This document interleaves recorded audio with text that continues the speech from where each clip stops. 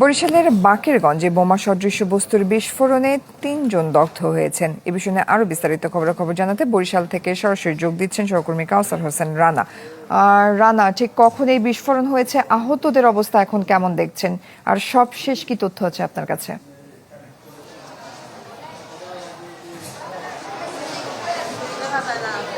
হ্যাঁ জয়, ঘটনাটি ঘটেছে বরিশালের বাকেরগঞ্জ উপজেলার ভরপাশা ইউনিয়নের দুধলমুখ গ্রামে।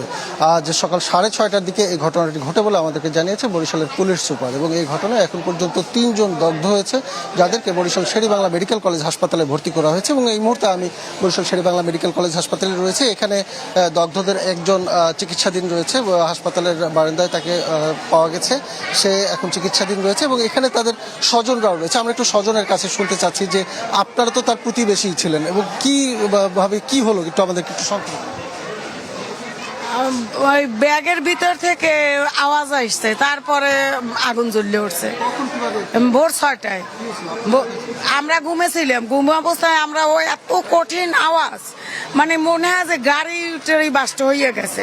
তা আমি ভাবছি যে লরি গেড়ি ওই প্রজেক্টে কাজ চলে নদীর ভিতরে পড়ছে বুঝি।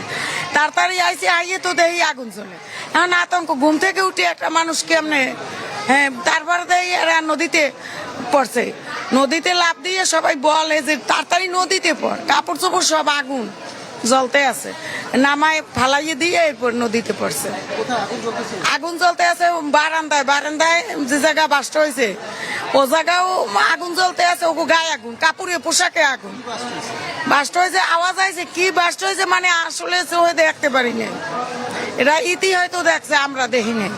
ইতি দেখছে ওখানে সব আকৃতি নেই, বড়া বলতে আছে যে রাবার দিয়ে পেঁচানো বান দেওয়া। আচ্ছা, আমাদের কাছে এখন পর্যন্ত জানা গেছে যে ওখানে একটা ব্যাগের মতো ব্যাগ ছিল, ব্যাগের ভিতরে কিছু একটা রেখে দেওয়া হয়েছিল, সেখান থেকে বিস্ফোরণ হয়েছে। তাদের দাবি তারা এই সম্বন্ধে কিছুই জানে না। বরিশালের পুলিশ সুপার আমাদেরকে যেটি জানিয়েছেন যে সেখানে এখন তাদের একাধিক টিম কাজ করছেন, তারা বিষয়টি তদন্ত করে বাকি বিস্তারিত জানাতে পারবেন। এই ছিল এখানকার সর্বশেষ পরিস্থিতি। রানা, ধন্যবাদ আপনাকে। দর্শক।